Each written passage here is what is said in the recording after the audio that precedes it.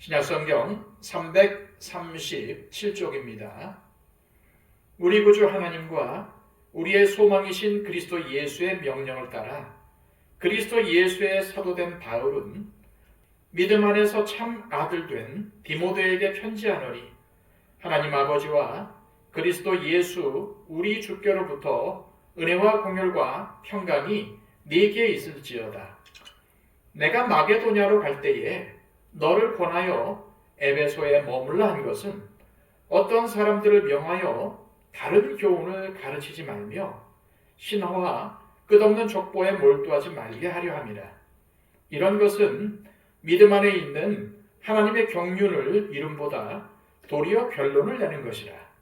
이 교훈의 목적은 청결한 마음과 선한 양심과 거짓이 없는 믿음에서 나오는 사랑이거늘 사람들이 이에서 벗어나 헛된 말에 빠져 율법의 선생이 되려 하나 자기가 말하는 것이나 자기가 확증하는 것도 깨닫지 못하는도다. 그러나 율법은 사람이 그것을 적법하게만 쓰면 선한 것임을 우리는 아노라.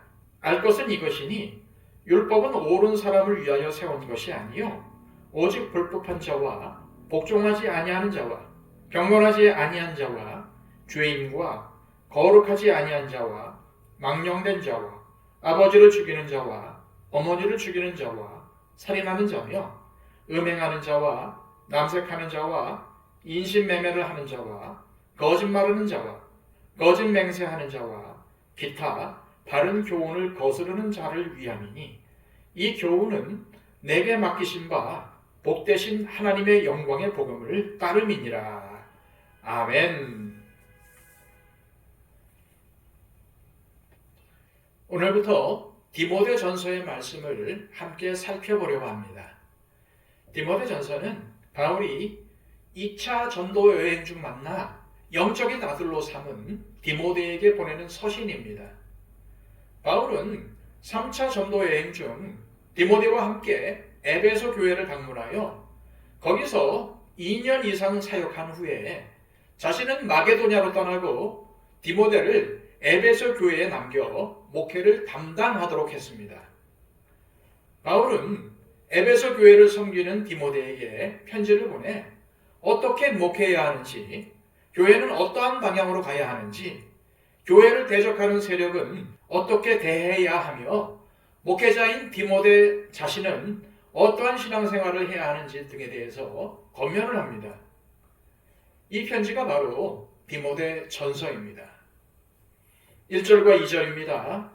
우리 구주 하나님과 우리의 소망이신 그리스도 예수의 명령을 따라 그리스도 예수의 사도된 바울은 믿음 안에서 참 아들 된 디모데에게 편지하노니 하나님 아버지와 그리스도 예수 우리 주께로부터 은혜와 공혈과 평강이 네게 있을지어다. 바울은 자신이 하나님과 예수 그리스도의 명하심에 따라 사도가 되었다고 밝히면서 영적 아들인 디모데에게 하나님의 은혜와 공혈과 평강을 선포하며 축복합니다. 그러나 바울은 교회를 대적하고 복음 전파를 방해하는 자들에 대하여 말하기 시작합니다. 자, 3절과 4절입니다. 내가 마게도냐로 갈 때에 너를 권하여 에베소에 머물라 한 것은 어떠한 사람들을 명하여 다른 교훈을 가르치지 말며 신화와 끝없는 족보에 몰두하지 말게 하려 함이라. 이런 것은 믿음 안에 있는 하나님의 경륜을 이름보다 도리어 변론을 내는 것이라. 지금 바울이 말한 어떠한 사람들은 일종의 영지주의와 율법주의를 따르는 이단 세력으로 특히 신화, 즉 세상이 어떠한 신을 통해서 창조되었는지와 족보, 아브라함과 모세를 비롯한 율법을 잘 지킨 사람들이 누군지에 대해 집중하게 만들며 예수 그리스도의 복음이 아닌 다른 교훈을 가르쳤습니다. 바울은 디모데에게 이러한 이단 세력들이 교회에 들어오지 못하도록 경계하라고 권면하며 몇 가지 중요한 교훈을 전달합니다. 첫째, 율법주의에 관해 가르칩니다. 5절에서 7절까지의 말씀입니다. 이 교훈의 목적은 청결한 마음과 선한 양심과 거짓이 없는 믿음에서 나오는 사랑이거늘 사람들이 이에서 벗어나 헛된 말에 빠져 율법의 선생이 되려 하나 자기가 말하는 것이나 자기가 확증하는 것도 깨닫지 못하는도다. 바울은 율법주의자들에 대해서 말하기를 이들은 율법의 선생이 되려고 하는 자들이라고 합니다. 율법주의자들은 예수님을 믿어도 율법을 지켜야 한다고 하며 율법을 지키지 않는 사람들을 정죄하고 율법을 지켜 구원을 받으려고 하는 특징을 가지고 있습니다. 디모데가 목회를 하고 있었던 에베소 교회를 흔들려던 이단 세력도 이러한 율법주의적인 특징들을 가지고 있었던 것 같습니다. 그래서 율법 선생의 역할을 자처하며 복음 전파를 방해했던 것으로 보입니다. 하지만 바울은 명확히 말합니다. 성경이 가르치는 교훈의 목적은 청결한 마음, 선한 양심, 거짓이 없는 믿음에서 나오는 사랑인데 율법주의자들은 이러한 속사람의 변화 없이 말만 그럴듯하게 하고 자기들이 말하거나 가르치는 것도 무슨 뜻인지 알지 못한다고 바울은 책망합니다. 그렇습니다. 하나님께서 우리에게 원하시는 것은 속사람, 곧 인격과 마음의 변화입니다. 성경을 많이 읽고 묵상하며 열심히 기도하는 것도 중요하지만 그럼에도 우리의 삶에 아무런 변화가 없다면 하나님께서 기뻐하시지 않으실 것입니다. 그것은 율법주의자들과 다를 바가 없기 때문입니다. 둘째, 바울은 디모데에게 하나님께서 율법을 주신 목적에 관해서 가르칩니다. 8절에서 10절까지의 말씀입니다. 그러나 율법은 사람이 그것을 적법하게만 쓰면 선한 것임을 우리는 아노라.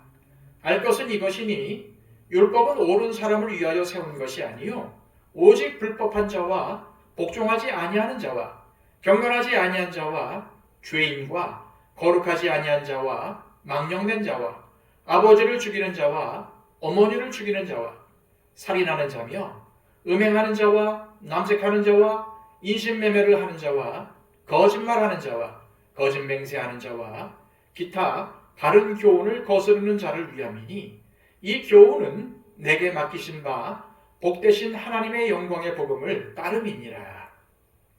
바울은 율법 자체가 나쁜 것은 아니며 오히려 긍정적인 측면이 있다고 합니다.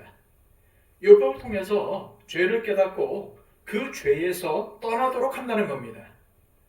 다시 말해서 율법을 통하여 하나님의 말씀을 무시하고 하나님에게 불순종하는 죄, 경건하지 못한 죄와 거룩하지 못한 죄, 부모를 멸시하고 해치는 죄, 음행하는 죄, 인신매매나 거짓 맹세가 죄임을 깨닫고 그 죄를 저지르지 않게 된다는 것입니다.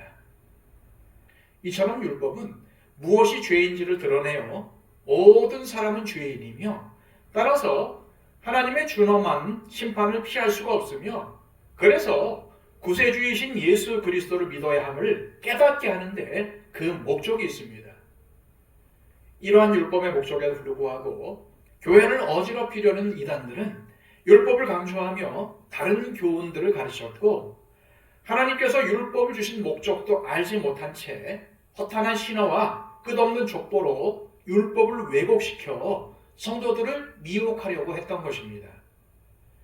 이에 대해서 바울은 디모데에게 바른 교훈이 무엇인지를 깨우쳐 주었습니다. 11절입니다. 이 교훈은 내게 맡기신 바 복되신 하나님의 영광의 복음을 따름이니라. 바울이 강조하는 바른 교훈은 다름 아닌 복되신 하나님의 영광의 복음입니다. 하나님의 복음은 영광스러운 것입니다. 모든 사람에게 놀라운 축복을 가져다주는 기쁜 소식입니다.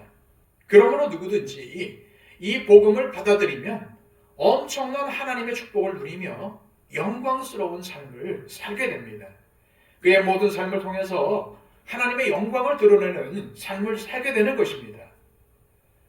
우리는 지금 온갖 거짓 사상과 교훈이 난무하는 시대에 살고 있습니다. 그러므로 우리는 깨어 있어야 합니다. 오늘 본문에서 바울이 말하는 다른 교훈이 교회 안에 파고들지 못하도록 경계해야 합니다. 그리고 힘써 사랑을 실천하며 속사람이 변화하도록 성령님께 우리의 삶을 맡겨야 합니다. 이 시간 기도하실 때 하나님 아버지, 이 세상을 혼란하게 만들고 오염시키는 다른 교훈, 즉 거짓 가르침이 난무하는 세상에서 우리를 지켜주시고 세속에 물들지 않도록 늘 깨어 경계하게 하옵소서.